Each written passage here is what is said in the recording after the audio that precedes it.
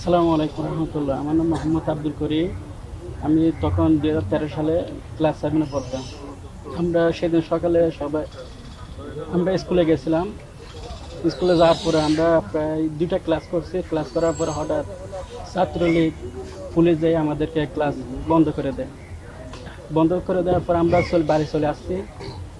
আসার পরে আমরা আবার মিছিলে গেছি।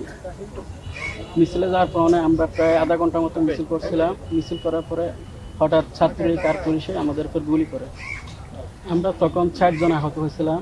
3টা ভাই, একটা ভাইয়ের পা কেটে ফেলছে, আর একটা ভাইয়ের এখান থেকে ফ্যাসা বের হয়ে গেছিল। ওনার এখন আলহামদুলিল্লাহ সুস্থ আছে সবাই। আরো 2টা ভাই আছে, ওনারও সুস্থ আছে। এখন আমার হলো স্পাইনাল কর্ড ইনজুরি, আমার বুক থেকে 2 পায়ে এখন অবশ। ওই সময় যারা আমাদের উপর অত্যাচার করছিল, আমি তাদের একটা বিচার চাই।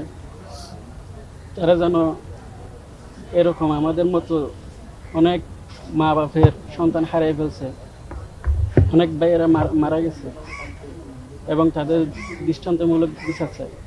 আপনার কিছু মনে আছে কিনা ওই সময়টা? ওই সময়কার মানে যখন আমি বলি তখনকার কিছু মনে নেই আমার।